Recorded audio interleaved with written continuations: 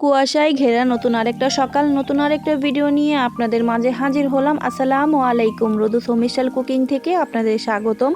আমি বিক্রমপুর থেকে বলছি। কেমন আছেন আমার আপুরা, ভাইয়ারা এবং আন্টিরা? আশা করি আল্লাহর রহমতে যে যেখানে আছেন সুস্থ আছেন। আমিও আলহামদুলিল্লাহ ভালো আছি। তো সকালে নাস্তাটা করে নিচ্ছিলাম। আমার মেয়েরা মাদ্রাসা আর স্কুলে চলে গিয়েছিল। আপনাদের ভাইয়াও বাহিরে চলে গিয়েছে। তো এর মাঝে নাস্তা শেষ করে আমি একটু পুকুর পাড়ে চলে আসলাম। আমার লাউ গাছে একটা লাউ হয়েছে, সেটাই ছিঁড়তে এসেছিলাম। তো লাউটা ছিঁড়ে বাসায় এসে আমার মনে হচ্ছিল যে একটু গোছানো দরকার আমার আলমারিটা।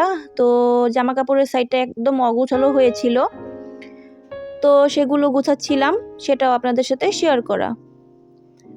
তো মেয়েদের তো সংসারে কাজের কোনো শেষ নেই, একটার পরে একটা লেগেই থাকে। তো সামনে যেহেতু রমজান চলে আসছে, তো এই জন্য ভাবলাম যে টুকিটাকি গুছানো কাজগুলো করে নিই। তো জামা কাপড়গুলো গুছিয়ে নিয়েছি। এরপরে আপনাদের ভাইয়া বাজার থেকে দুধ পাঠিয়েছে, সেগুলো বোতলে ভরে ভরে নিচ্ছিলাম। তো ফ্রিজে রেখে দিব, বোতলে ভরে নিচ্ছি। আর কিছুটা আজকে জাল দিব। তাজা দুধটা খেতেই স্বাদ লাগে অন্যরকম। যেহেতু গ্রামে থাকি, গ্রামের একটু তাজা তাজা সব কিছু খেতে পারি আলহামদুলিল্লাহ। এরপরে পুকুর পাড়ে চলে এসেছিলাম। আর এর আগেও তো বললাম মেয়েদের কাজের কোনো শেষ নেই, একটার পরে একটা রেডি হয়ে থাকে। তো পাটিটা নষ্ট হয়ে গিয়েছিল, ওইটাই ধুতে এসেছিলাম। তো আমার ভিডিওগুলো ভালো লাগলে অবশ্যই লাইক, কমেন্ট, সাবস্ক্রাইব করে আমার চ্যানেলের পাশে থাকবেন। ফুল ভিডিওটা অবশ্যই দেখবেন। তো পাটিটা ধুয়ে বাসায় চলে এসেছি। বাসায় পাটিটা রোদ দিয়ে এখন ঘরে চলে এসেছি। তো টমেটোর চাটনি করব আজকে। তো রান্নার আগে তো কোটা কাটা থাকেই, এগুলো এখন টমেটোগুলো কুটে নিব। তো গতকালকে মেয়ে বলে রেখেছিল টমেটো চাটনি করতে, এজন্য আজকে টমেটো চাটনিটা করব। আর সাথে তো অন্যান্য তরকারি আছেই। তো লাউটা কেটে নিচ্ছিলাম, সকালে লাউটা কেটে এনেছিলাম, ওটা আজকে রান্না করব। তো রান্নাগুলো দেখতে হলে অবশ্যই ভিডিওটার সাথে থাকতে হবে। আর আমার আপুরা মনে করে একটা লাইক দিয়ে যাবেন। আপনাদের লাইকগুলো আমার ভিডিওগুলো আরও 5 জনের কাছে যেতে সাহায্য করে। আর আপনাদের সুন্দর সুন্দর কমেন্টস পড়তে আমার কাছে খুবই ভালো লাগে। এই তো সব কিছু কোটাকাটা শেষ, সেটা আপনাদের সাথে শেয়ার করা। তো এগুলো হচ্ছে আমার গাছের বেগুন ছিল, আজকে ভর্তা করব।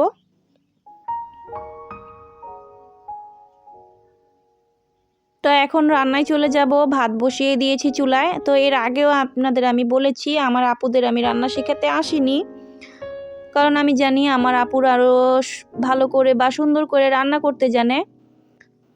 তো এখানে আমি পেঁয়াজ কুচি আর হচ্ছে রসুন কুচি আর কয়েকটা কাঁচামরিচ ফালি দিয়ে দিলাম, আদা রসুন বাটা, লবণ, হলুদ গুঁড়া, মরিচ গুঁড়া দিয়ে এখন আমি মশলাটাকে কষিয়ে নিব।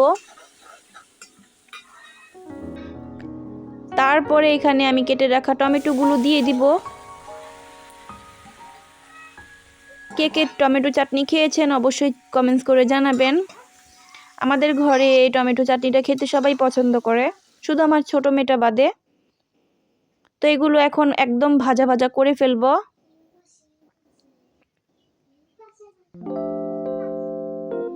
কতগুলো টমেটো একদম অল্প একটু হয়ে গিয়েছে।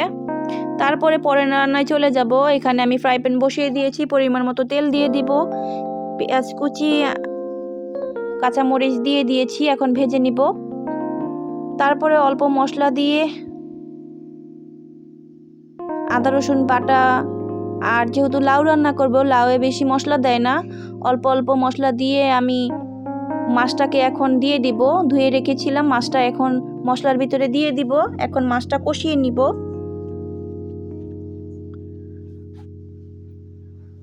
তো আমার ভিডিওগুলো কেমন লাগে অবশ্যই আপনারা জানাবেন, জানাতে ভুলবেন না।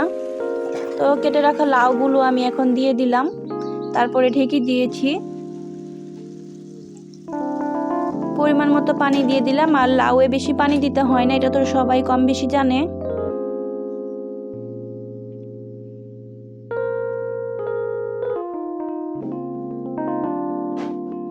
তারপরে এখানে আমি বেগুনগুলোকে পুড়ে নিচ্ছিলাম। অনেক দিন যাবৎ মনে যাচ্ছিল পোড়া বেগুন ভর্তা খেতে, তো সেটাও আপনাদের সাথে শেয়ার করা। তারপরে এখানে আমি লাউটা সিদ্ধ হয়ে এসেছে, তারপর আমাদের বিক্রমপুরের শাকটা দিয়ে দিলাম। ঘরে ধনিয়া পাতা ছিল না, উঠোনে বিলাতি ধনিয়া পাতা ছিল, সেটাই দিয়ে দিলাম।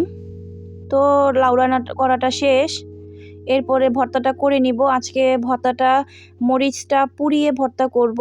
মরিচটা পুড়িয়ে নিয়েছি, তারপরে পেঁয়াজ, ধনিয়া পাতা এখন আমি একসাথে লবণ দিয়ে চটকে নিব। তারপরে বেগুনগুলো ছিলে নিয়েছিলাম, সেটার ভিডিও আর করতে পারিনি। তো বেগুন ভর্তাটা দারুণ হয়েছিল, যেহেতু আমি পরে ভয়েস দিচ্ছিলাম।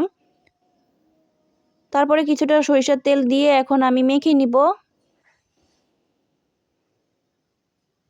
ভর্তাটা করার পরে আমরা সবাই খেতে বসেছিলাম। তো আপনাদের ভাইয়া খাচ্ছিল, তারপরে হচ্ছে এই তো আমরা খেতে বসছিলাম, ছোট মেয়েকে মাছ বেছে দিচ্ছিলাম। তো আমিও খেতে বসেছি। তো আজকের ভিডিওটা এই পর্যন্ত। ভিডিও শেষ প্রান্তে চলে এসেছি। সবাই ভালো থাকবেন, আমার জন্য দোয়া করবেন। আসসালামু আলাইকুম, আল্লাহ হাফেজ।